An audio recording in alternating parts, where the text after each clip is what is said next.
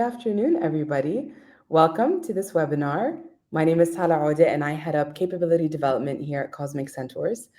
We, if you don't know who we are a holistic organizational and leadership development consulting firm. We help leaders make better decisions about work and the workplace, and we roll up our sleeves and effect sustainable organizational change. Today's webinar is one that has been special for two reasons. The first is our amazing guest, who you'll see, and I'll introduce her in just a moment. And the second is that this is the first of hopefully many capability-centric conversations. We want to explore all things related to learning, development, growth, and how people work and learn. This session in specific is designed for almost everybody. If you're a manager, if you're a leader, if you work in people and culture or education, and your interest lies in creating more inclusive workplaces. So if you have any questions around the topic for myself or Dr. Molly, who's joining us, please feel free to drop them in the comment box below. Zaina, our producer, and the wider Cosmic Centers team will be on the lookout, and we hope to answer a few, actually. Without further ado, I would love to introduce you to our guest today. Dr. Molly Taylor is joining us. She is a lecturer in supported education and additional support needs, ASN. She is also a neurodiversity specialist and training consultant. Dr. Molly has spent her career designing and delivering inclusive teaching strategies and industry-specific neuroinclusion training, helping educators and organizations create environments where neurodiverse individuals can thrive. She's delivered workshops and trainings in the UK and internationally, including here in the region, while also contributing to research papers and policy recommendations that shape evidence-based best practice in education and the workplace. Molly holds a PhD in social science from Glasgow University and earlier degrees from St. Andrews in Glasgow, grounding her practical work in a solid academic background. And if you know Cosmic Centaurs, you know we love the wisdom of academia. And so we're really looking forward to learning from you, Dr. Molly. Thank you so much for being here. Thank you for having me. Absolutely. I think it would be remiss not to mention where we met. We met at the Human Capability Initiative Conference in Riyadh in April, and we met in a very ornate bathroom. And here we are today, live on a webinar in two different parts of the world. It was the most beautiful bathroom I think I've ever been in. Ooh, I'm on mute. It really was. The topic, we have a visitor today. Hello. All right, so let me tell you a little bit about the topic that we're here to talk about today. Give me 1 second. Maybe Dr. Molly, you want to say a few words while I guess kind of lead our guests out of the room. Absolutely. I met Tala in the bathroom in Riyadh at the Human Capabilities Initiative conference, and we had a conversation that was about what both of our work was, and she asked a little bit about neurodivergence. So that's how our conversation started, and that's what brought us to be here today. Beautiful. Thank you so much for that, and apologies for our little interruption. Thank you. That was actually a beautiful segue into our topic, and I'd love to share a little bit more about what we're hoping to gain out of this conversation. At Cosmic Centers, we always say that work should be a place where people can come and create value, feel fulfilled, and grow. And in our experience with leaders, some of those barriers can surface in the structure of the organization, in the culture, and the processes. And work and the workplace are typically designed for one way of thinking, and we don't always consider the needs of people who process information differently or who learn in nonlinear ways. And so bringing unconventional problem-solving approaches is something that we want to tap into, right? And so the modern workplace, in short, is not designed for those neurodivergent employees. Neurodiversity, as we know it, is defined as a natural variation in how human brains function and process information.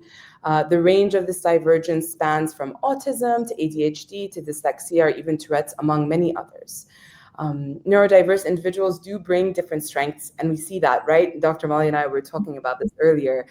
Spotting patterns, very creative thinking, being able to see the whole. And when we don't design workplaces where those perspectives are considered, we can potentially miss out on the potential of the individuals that we work with. And in order to do that, we have to build an inclusive environment. I think that inclusion is really what's key. We all want to reap the benefits of improved productivity. Neurodivergent teams see 30% more productivity. There's a 90% potential for employee retention. But all of this means very little without the right environment. And that's what we want to talk about today.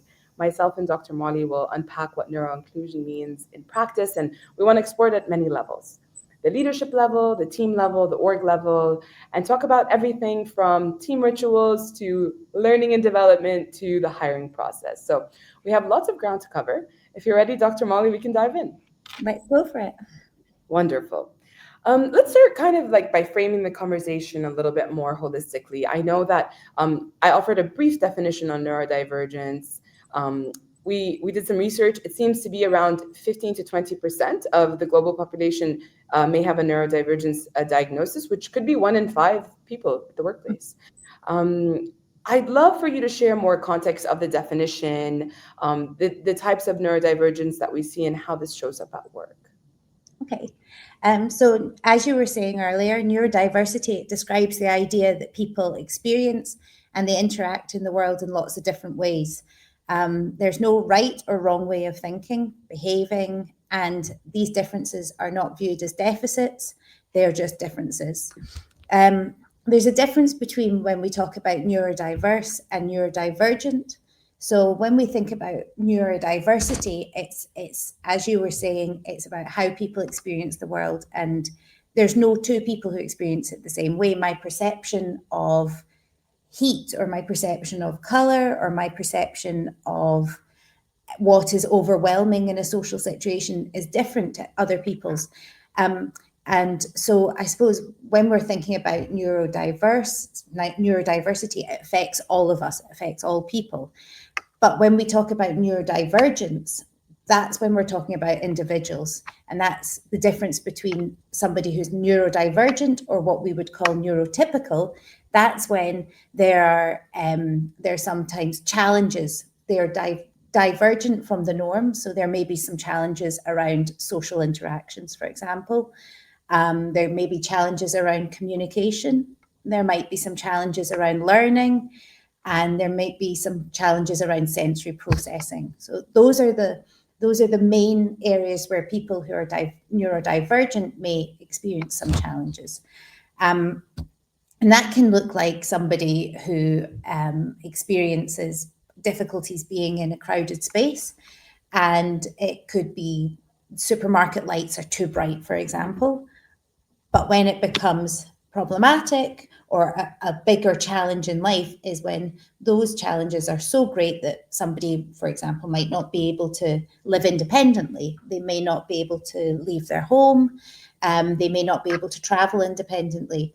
And the spectrum, we always talk about this spectrum, that people are on this spectrum, but that's what the spectrum looks like. So I work in supported education. I teach students who, all of the students who come to me have a neurodiversity. They're all neurodiverse and they're all neurodivergent.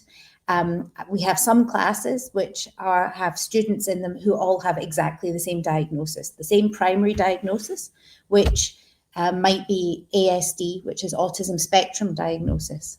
But within that class, where there are 12 different students, there are 12 absolute individuals who have completely different experiences, who have completely different needs. So I might have, for example, a student who is completely mute, who will not communicate in any way other than perhaps through a written word or typed words, or sometimes there can be no communication at all. At the other end of the scale, within the same class, within the same diagnosis, I have another student who cannot stop talking and will talk on and on and on about a subject that they're particularly interested in. So the range within neurodiversity and neurodivergence is absolutely massive. And I think you were mentioning earlier, Tala, a little bit about diagnoses. So I'm just within that talking about autism spectrum diagnosis. Under the umbrella of neurodiversity and neurodivergent diagnoses come so many. So you might have a student, or you may have an individual, not necessarily a student, you may have an individual who has Tourette's. They may have dyslexia, dyscalculia, dysgraphia. They may have synesthesia. They may have autism spectrum diagnosis.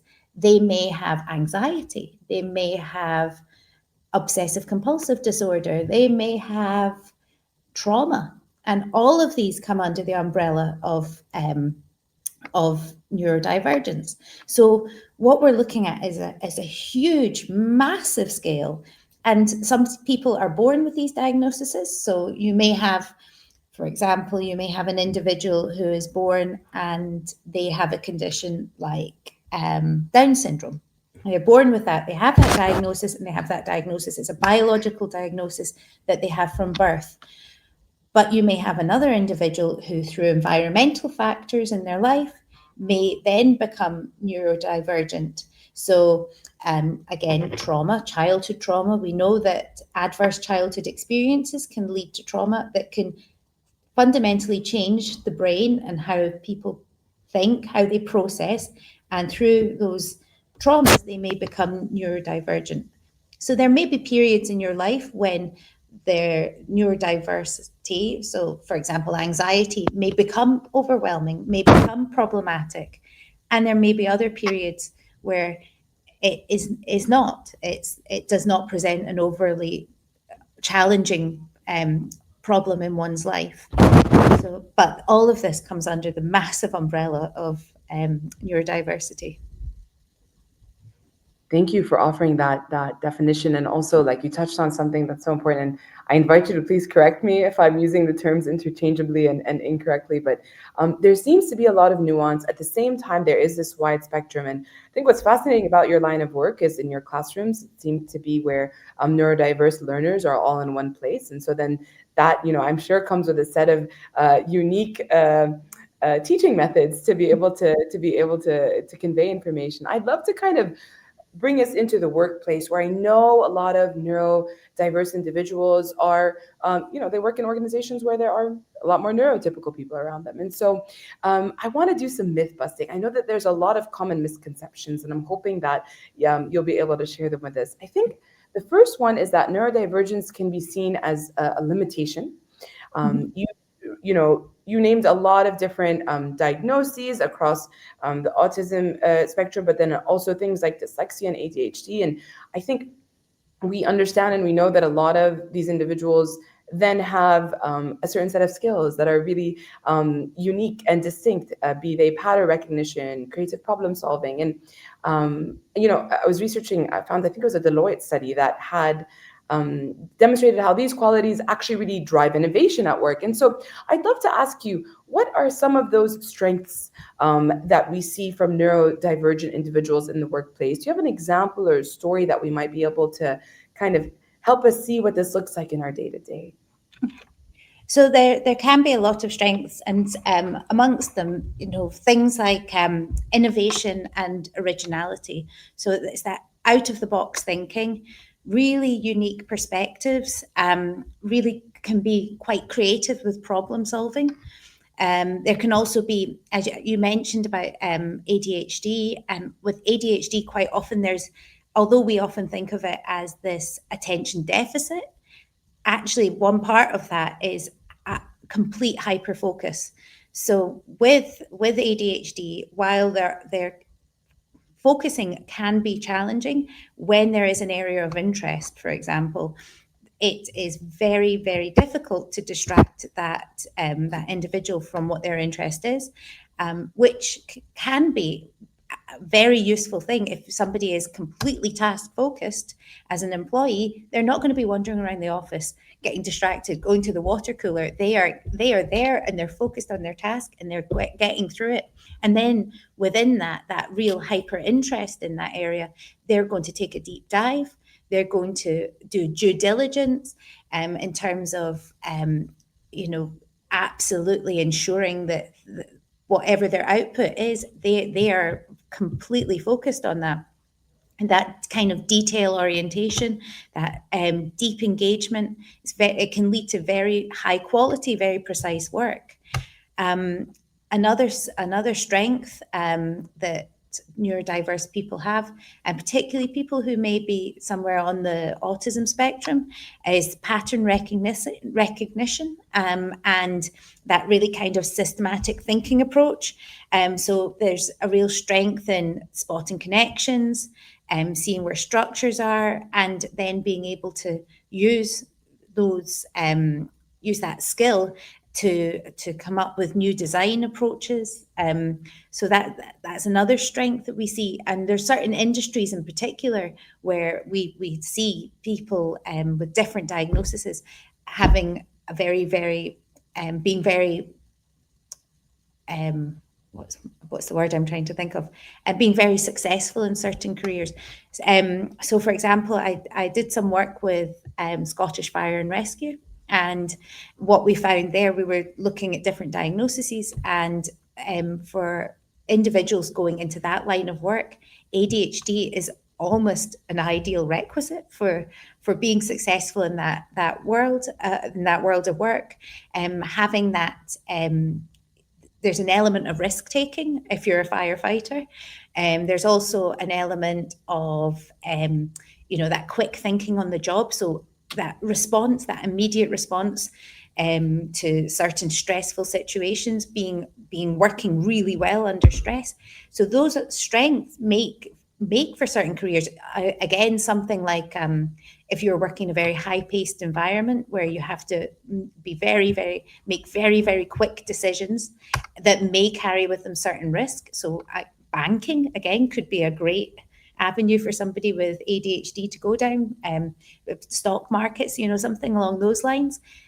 But then there are challenges. So there are strengths within that, but then some of the challenges may be around, well, yes, in those high stress moments, there's that hyper focus, there's the ability to think very quickly on the job. But there may be challenges around when the slower times, when there's paperwork that needs to be completed. So there are strengths and challenges that come with them.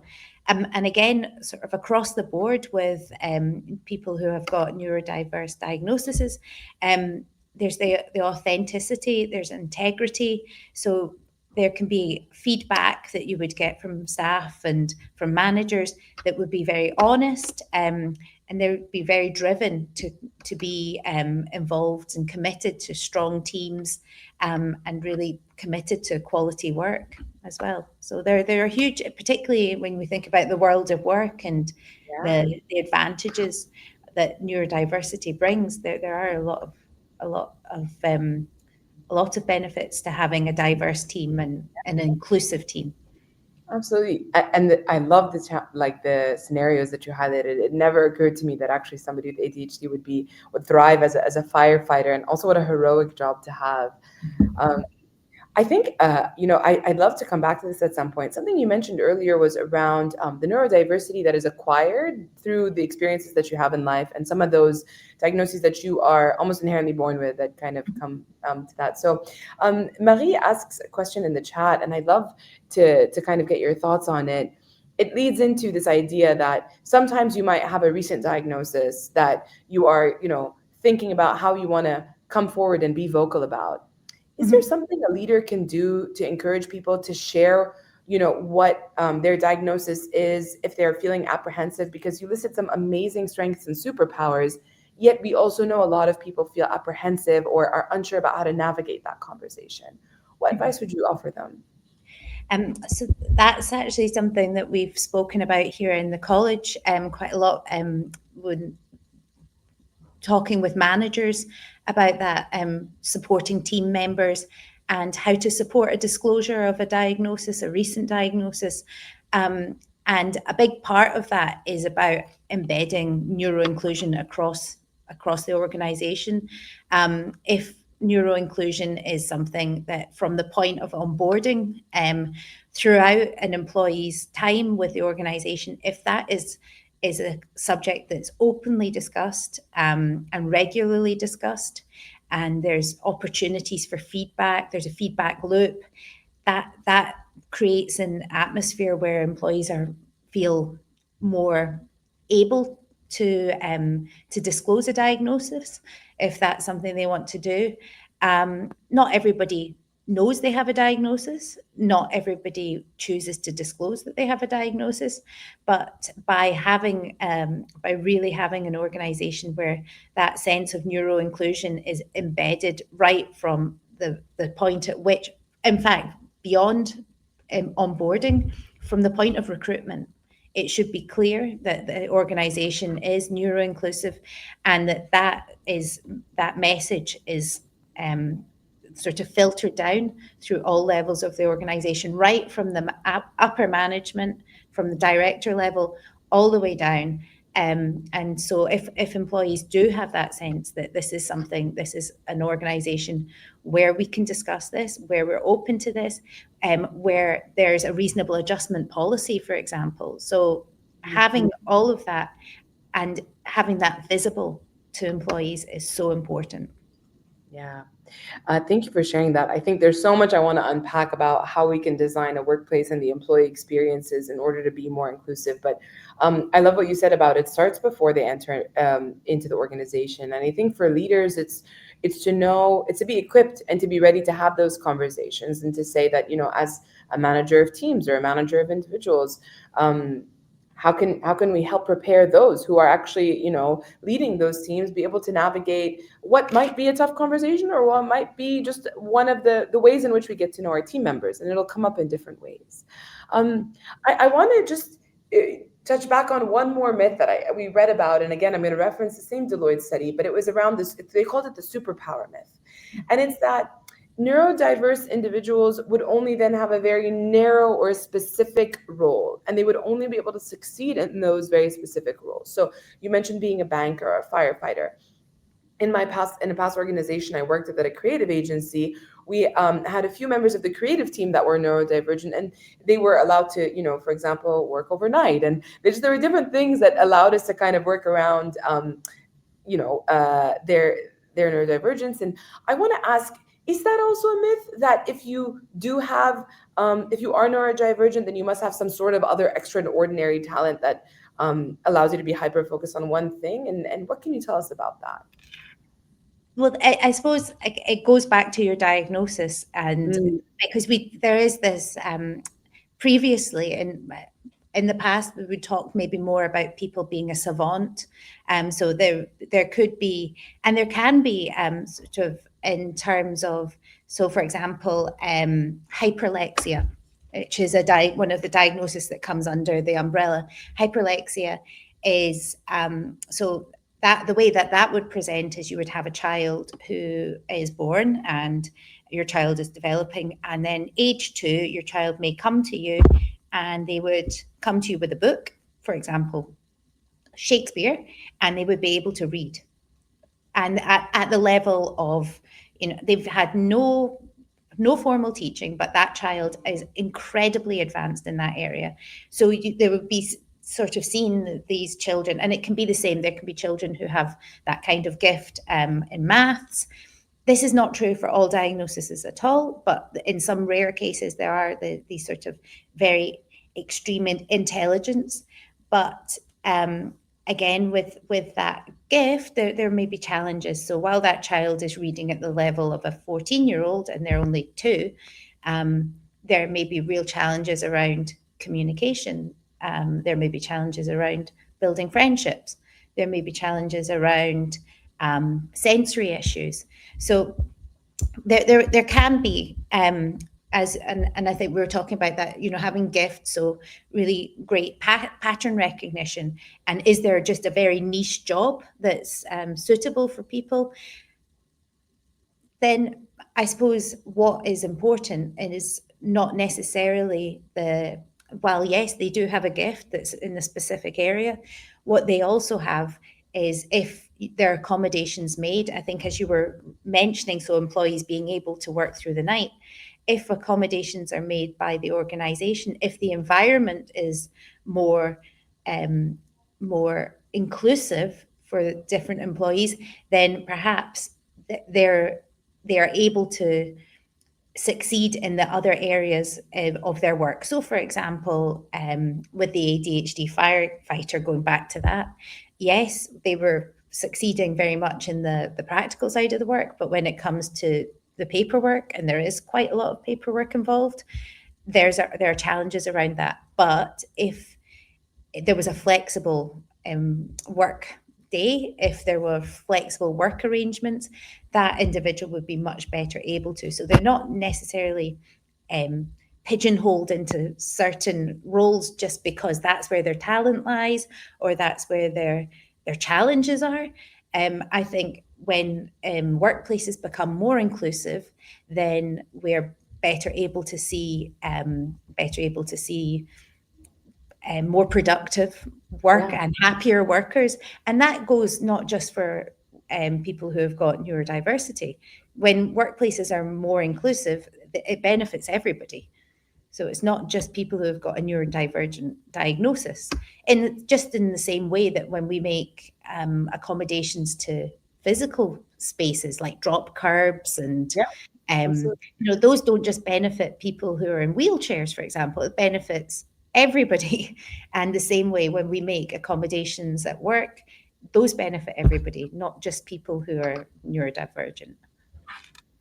Beautiful. Thank you. I loved how you reframed it as a gift. And I also really love how you shared a little bit more around this idea that it's not the individual, it's the environment. And so if we can orchestrate or architect an environment around this individual to not only bring forward their gifts, but also then manage the areas of work that are more challenging, then that is the best way to create a more inclusive environment. I also there's a lot in the region that's happening, and I know that you've been back and forth. And we've seen a lot more and more of initiatives and a lot of really important systemic change being done to make not just our workplaces more inclusive, but our education systems, our cities, our environments. In the UAE, I know that the People of Determination program, also having what they call, I believe, is sunflower-friendly spaces, malls that are more accommodating for those who have autism spectrum disorder, and in Saudi Arabia, there's also different movements as part of the Vision 2030 to have workforce participation for everybody and not just those who are neurotypical or otherwise. And so, one of the initiatives I love, and you touched on this, we've worked closely, we've had the opportunity of seeing their work closely. They're called Yanmu Tifli. It's a nonprofit in Saudi, and they work to help parents with screening and early detection.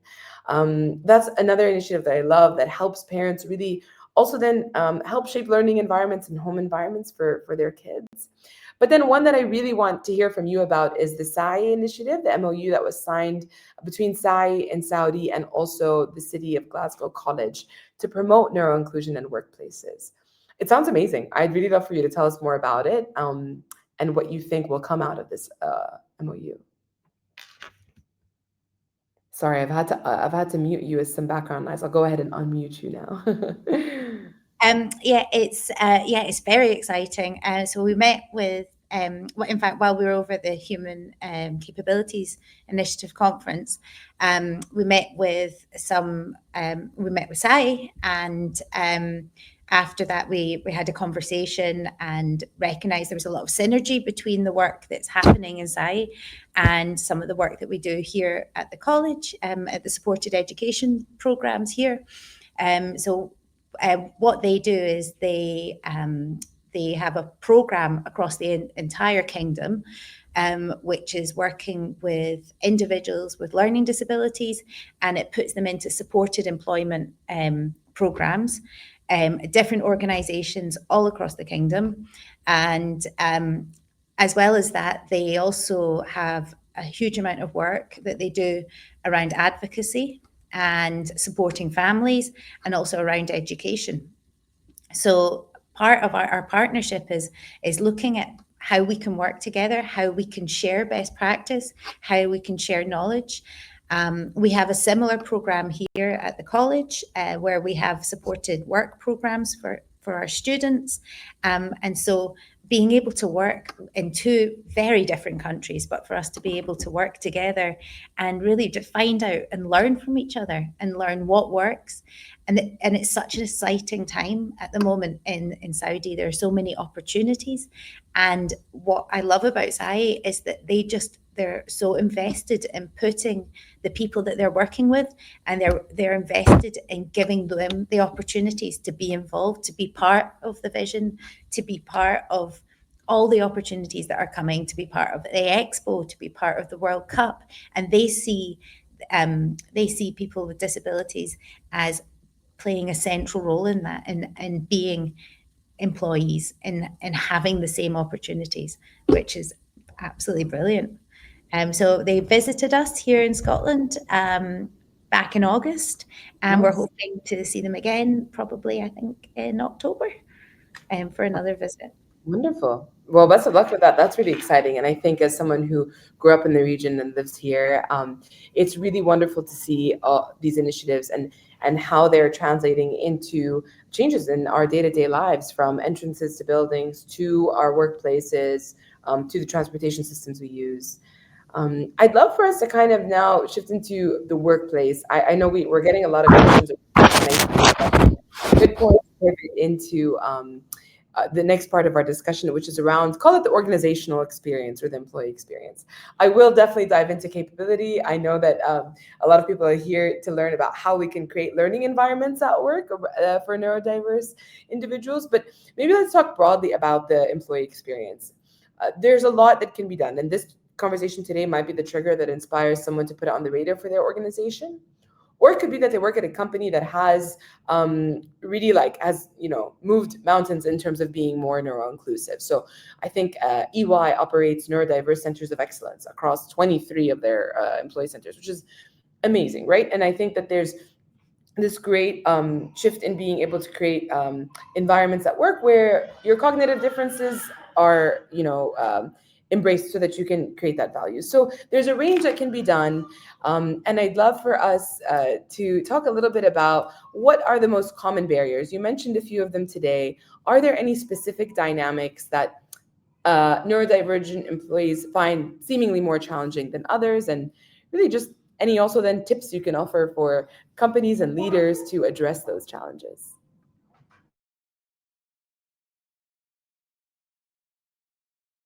We're talking about neurodivergent people and the challenges that they face. Again, there's sort of social and interaction communication barriers. They can be barriers to learning. Another part of it, and we see this quite a lot with our students, is repetitive and restrictive behaviour. So what that might look like, to give you an example, what that might look like for a student coming to college. It could again apply to an employee who goes to work. But as an extreme example, I have a student who has, in order to feel safe, in order to feel to manage anxiety, he has a very, very restricted routine. And his routine is to get up every day, and he plans it the night before. He travels to work the same way, travels to college the same way, and it works. It works really well. He's got timing. He knows what time the bus comes. He knows what stop he gets off, what time it stops. And it works until there's an interruption to the routine, which is problematic. So say, for example, there are roadworks and his bus stops at a different stop.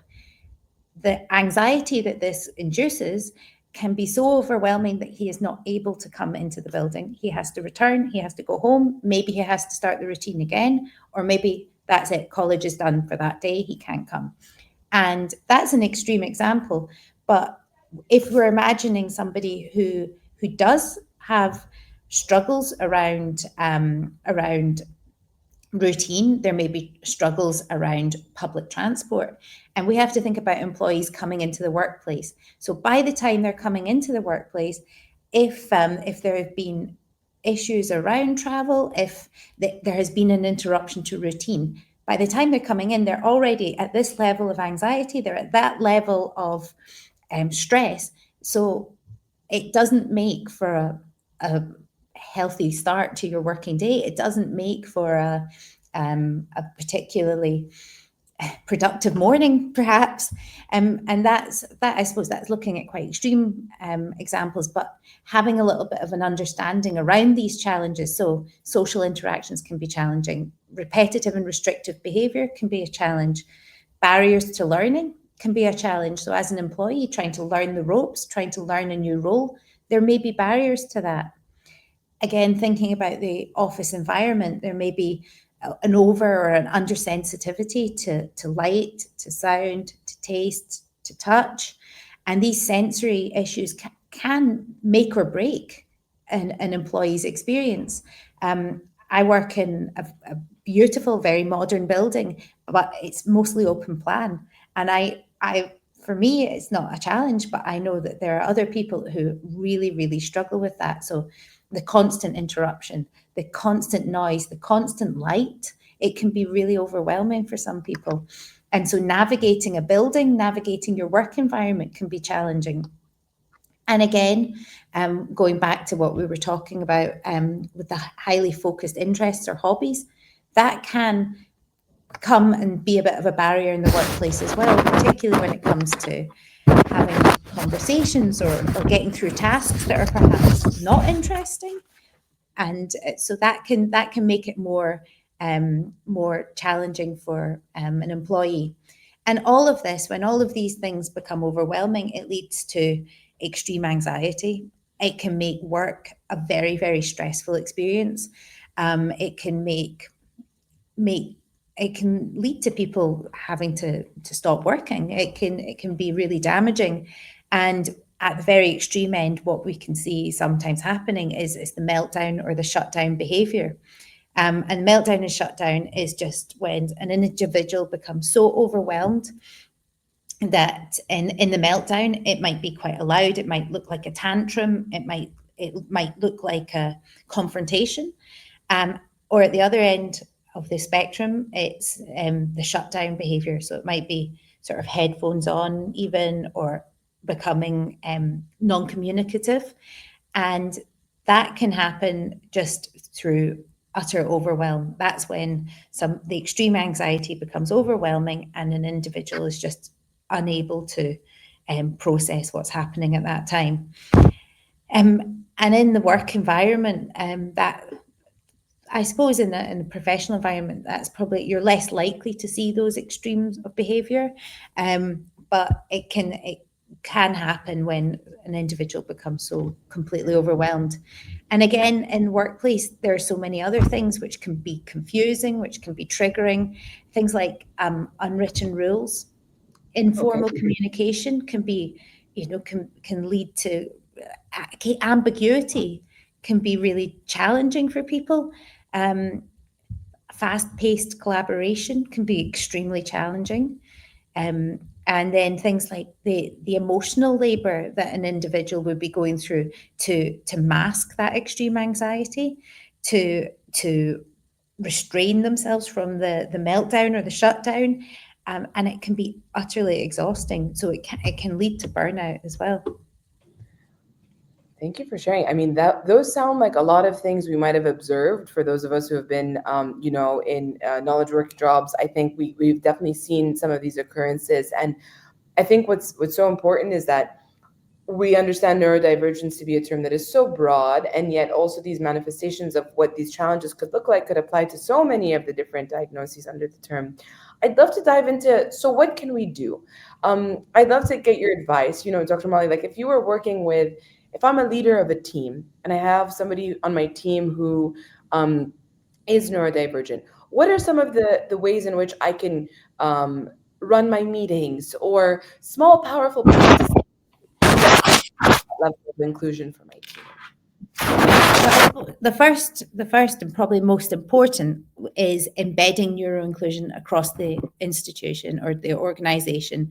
And we spoke about that. So that it is absolutely, it's top down.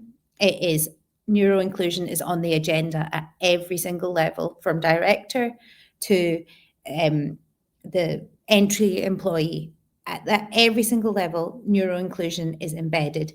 And there are practices that are put in place. There are policies, reasonable adjustment policies, so that the workplace is not just paying lip service to being neuroinclusive, but actually it is there. They have robust systems in place to support staff who are neurodiverse. Again, so having that understanding of neurodiversity across the team, having an atmosphere of inclusion and acceptance, making those accommodations and facilitating those reasonable adjustments. And I suppose recognizing that there's a real difference between performance and behavior. So, um, performance is the output or the results, so missed deadlines or errors, that kind of thing. Behavior might be communication styles, social interaction, tone, body language. And quite often, when a neurodivergent employee faces discrimination, it's not always about the performance. It tends to be about behavior, because the behavior is perhaps not neurotypical. So there may be interaction styles which are considered rude. So maybe there's a member of staff who is particularly direct in their communication style, or questions their manager in a way that that the manager feels is impolite or rude. And actually, it's about recognizing, being, I think there's fostering this atmosphere of inclusion and tolerance, which is really, really important as well. And just stopping, giving the benefit of the doubt and thinking, hang on, is this person, their performance is actually on track? Is the issue their behavior? And is it possible that, no, they're not being rude? Is it possible that they might have a neurodiversity or a neurodivergent diagnosis? And so I suppose fostering that inclusive environment. But in terms of practical steps as well, things like regular informal check-ins, encouraging two-way feedback, and making little things like predictability. So when you're giving communication to staff about a meeting, having a predictable meeting time, not springing meetings on people, that's really important, particularly for people who struggle with changes to routine, who struggle with disruptions, unexpected. Say somebody has just popped a 3 p.m. meeting in your diary and you didn't know it was coming. That can be triggering and can trigger a lot of anxiety for people. So it's being mindful of that. In terms of communicating with staff, things like offering options, giving options. Would you like it in an email? Would you prefer feedback in person? Would you prefer us to talk about this on another day? And giving as many different options as possible. And that will take into consideration, because under the umbrella of neurodiversity, we have people who might be dyslexic, we have people who may have auditory processing disorder, we may have people who have issues around being in crowded rooms and social spaces. So offering, where reasonable, options to have meetings online, to have meetings in different ways. That's some of the best ways that we can be neuro-inclusive as an organization. So much there, and I want to dive into so many things, and I'm not out of time, but maybe I'll start with a few things. Something that resonated, you said it earlier, and it came up again in your response to this question, is this idea of some of the more tacit elements of work that are a little more challenging for neurodiverse employees to pick up on. Anything that's implicit, right? Something that's like kind of like a nuance. We come from very high context cultures here in the Middle East, like we're not very direct communicators. It's just part of our culture, things like your mom gives you one look and you understand that you've done something wrong. For someone who's neurotypical, you might be able to pick up on that over time, but for someone who's neurodiverse, you would need to be more explicit about that. So that tip really resonated, because I think, especially in this part of the world, we really operate on a lot of assumed knowing, So that's a really interesting one. I think another point that you mentioned is this idea of predictability. That would, by nature, maybe rule out some environments where we just operate in worlds of unpredictability, right? Like there's just some industries where they are very volatile, they are very uncertain, they are, you cannot, and I can think of a very practical examples. Like if you probably like being on a SWAT team is probably super unpredictable. Yes. Being on being part of an auditing company that has to do those they call them simulation raids, where you jump into a team and you all of a sudden act as if you're an auditor to check if things are in place. Like I can just imagine that those types of workplaces would not be most suitable. But at the same time, I'm sure there's stuff that leaders could do. So I heard you talk about the system and the policies in place, and I think couldn't agree more. Really need all of that to be in place. But as it trickles down to kind of like the team level, we know that, I mean, it tells us that teams often have subcultures that differ to the organizational culture. And I think it came up, Adi asks a question about how employees can communicate with each other or collaborate. I want to specifically ask about, we use tech every day, we use tools. Are there some that are better than others? Are there, is there anything related to the technology that we have that would or not be beneficial to somebody who's on like neurodiverse? I suppose when a system that is systems that offer options are probably best, because as we know with neurodiversity, there's not one size that fits all. So when I'm teaching, I have a class of 12 different needs, 12 different communication styles, and trying to find one tool that fits everybody is difficult. But I would say that something that's designed with available options, and when I teach using universal design for learning, so allowing somebody to provide feedback, giving them options in ways that they could give feedback. So tech that allows for multiple options of how to interact with it and how to how to use it, I think that would be my best advice. Because one size really doesn't fit all. Thank you for saying that. I think two really small reminders come up: the importance of just asking. I mean, we always talk in our work with managers. Have you asked your team how they like to receive feedback? Even for neurotypical people, like we may, melt into the ground if you gave us direct negative feedback in front of a group of others. We may also be okay with it.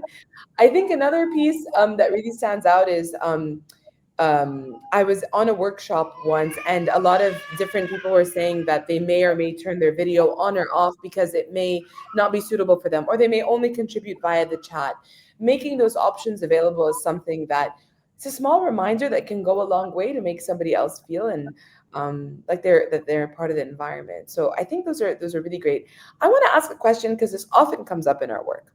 Leaders bear a responsibility to create inclusive environments. Leaders have a lot, they say like the wind blows strongest at the top of the mountain. But so often, a lot of times, um, we never think about how we might be able to help someone, our manager or our leader who might be neurodiverse.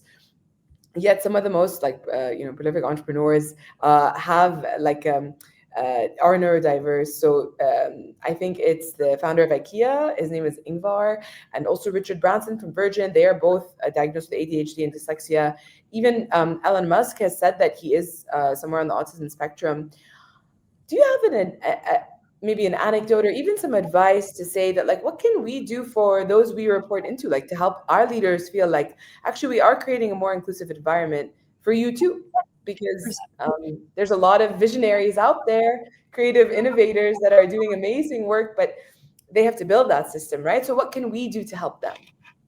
That's a really good question. And I suppose that again, when we talk about embedding neuroinclusion across an organization, I suppose initially it has to come from if they're bringing in training or something. I would imagine that would come from management level, but at the same time, that can, at other levels and within the organization, there is a voice to be heard, and employees and at all levels can be beating that drum, and they can be making accommodations, and just as a manager may be making accommodations, reasonable accommodations within the organization for it's something that we should be doing for one another, and it's about creating that atmosphere of acceptance, and adapting.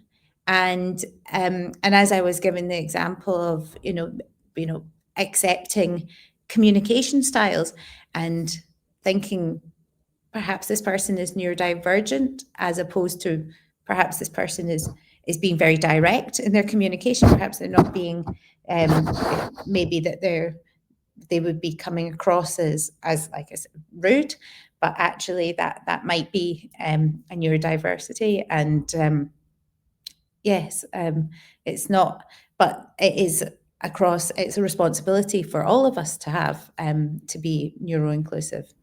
Yeah.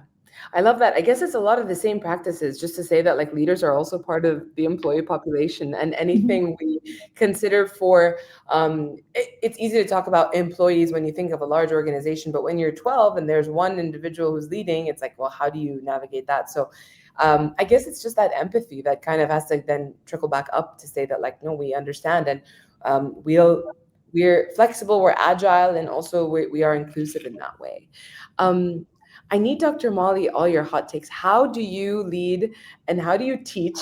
And we do a lot of capability development. We do a lot of work with groups of leaders, ranging from 5 in a cohort to groups of 30. What are some of the adjustments that you make to your classroom setting that we could apply into professional development and learning and development in an organization? I think you said a few things around tech, but I need your top secret. How do you do it? Because you operate in a very very neurodiverse environment where they're all in one classroom, right? So, Mhm. what are your tips that facilitators, L&D leaders, and trainers, what could they gain from it? I would say that they're actually really basic tips, really, really basic. So it would be things like communicating and communicating, trying to be very clear in communication. And I'm not very good at this. So, for example, when a student comes in on a Monday morning, I'll say, "Hey, how are you? How was your weekend? What did you get up to?" And that's how are you? How was your weekend? What did you get up? That's three questions. So for somebody who's neurodivergent, they're like, what, which one do you want me to answer? What do you want me to do? So part of communicating clearly is saying less.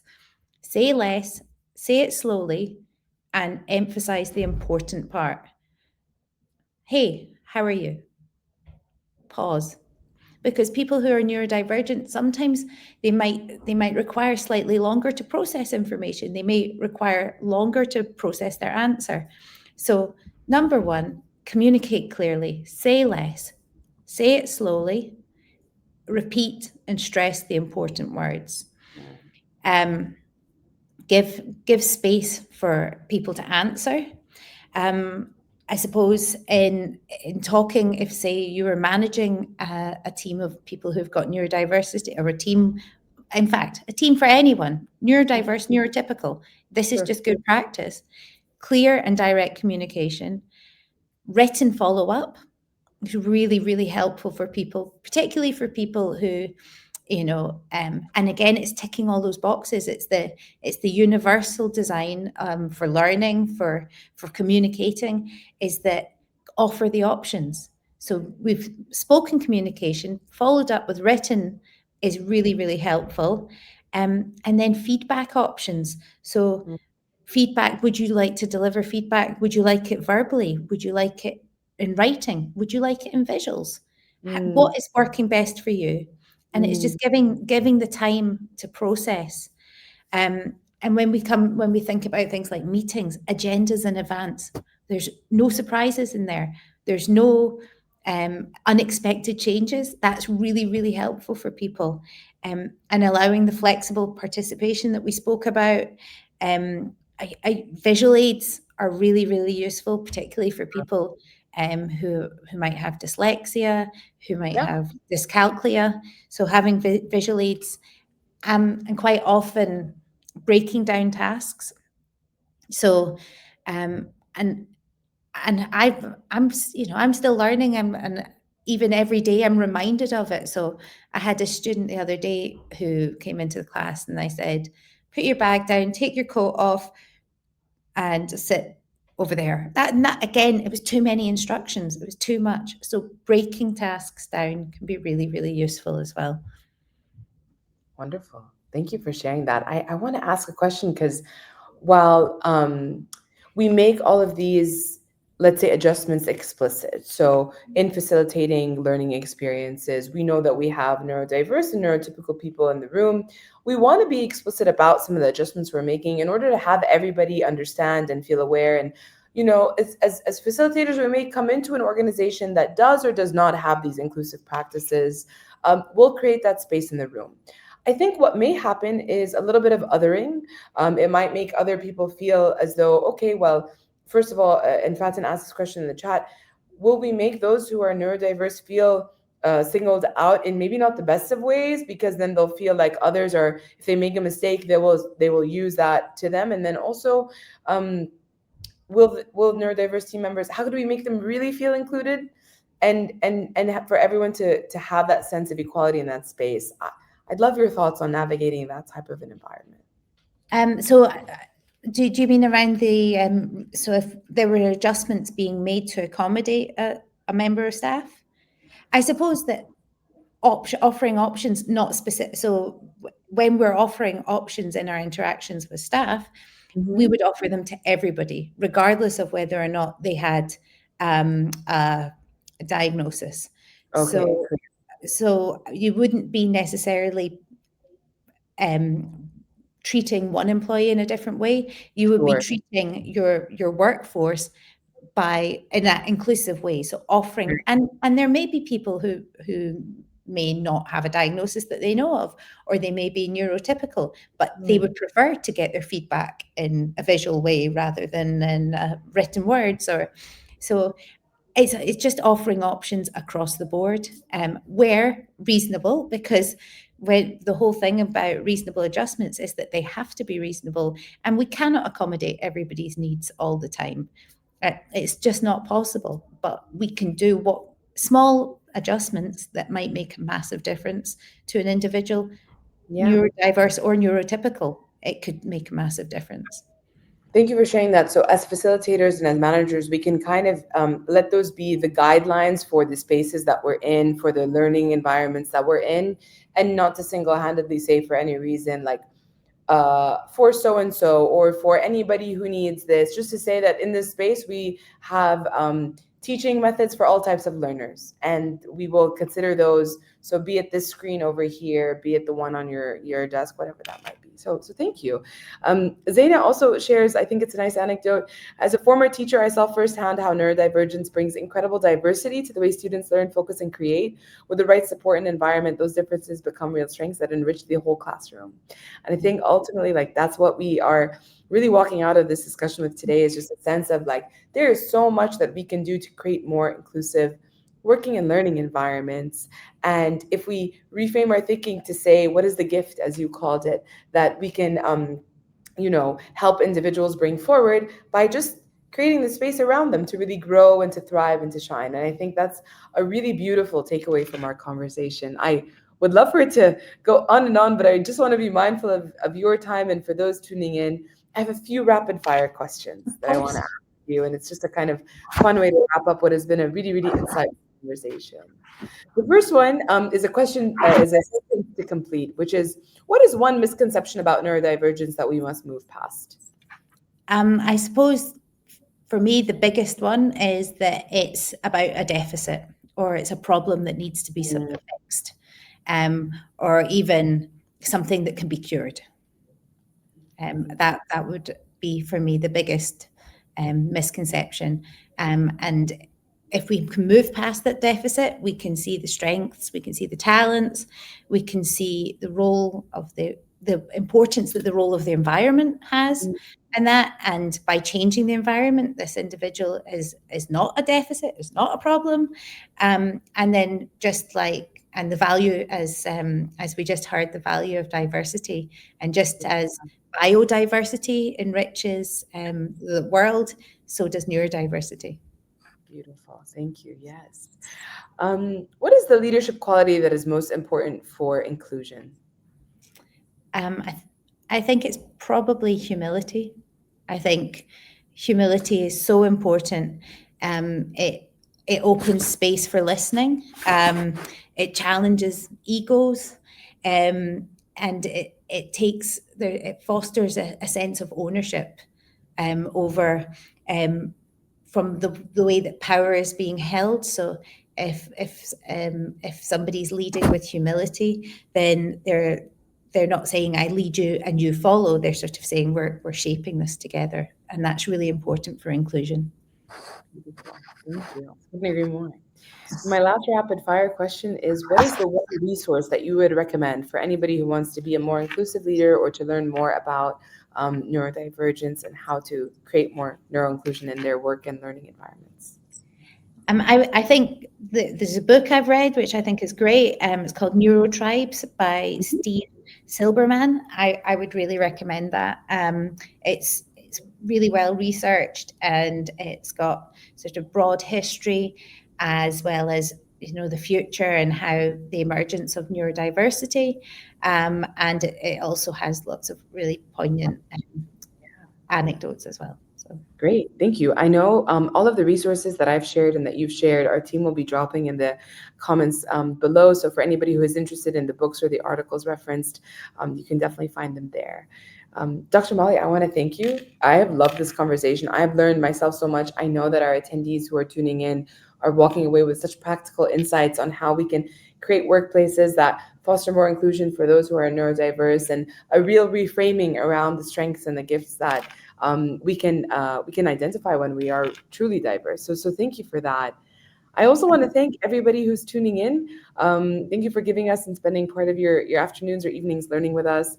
I have to thank our team. I really want to thank Fatin, who has been championing this discussion. She has been pouring her heart into this. I know this topic is so close to her heart, and she has just made this conversation as amazing as it was. And a huge thank you to Zaina also, who's been actively engaging our community and really working to kind of bring this alive. So thank you to the team and to everybody who tuned in. We are going to be reposting this video on our social media, on our YouTube, and on the website. We'll also create like a condensed article with the tips that Dr. Molly shared for anybody who is looking to create more neuro-inclusive workplaces. I have to say, please, if you do not follow us already, if you are new to our community, please follow us on LinkedIn and on Instagram. You can also visit our website. We are about to kick off the 6th annual edition of our Cosmic Conference. And I really can't believe how far things come. I mean, Dr. Molly and I were in a bathroom, a very ornate one in Riyadh, where we had this beautiful conversation that brought us here. And the Cosmic Conference started on a dining room table, and now we are going to 4 cities this year. We are exploring our theme, which is titled "The System is the Strategy: How the Most Effective Leaders Shift from Firefighting to Future Building." So really interesting that we talked about firefighting today. We'll be running our conference from September 15th to November 3rd. So not your typical 2-day conference. We're around for quite some time. We have lots of online webinars similar to this conversation, in-person events in Dubai, Riyadh, and for the first time, Beirut, which we're excited about. We'll also be in Abu Dhabi for a special INSEAD collaboration. And if you want to get in on any of this, please visit our website. The link will be in the comments below, and we sincerely hope to see all of you there. Thank you for learning alongside us. Thank you, Dr. Molly. And we'll see you guys next time. Thank you. Thank you.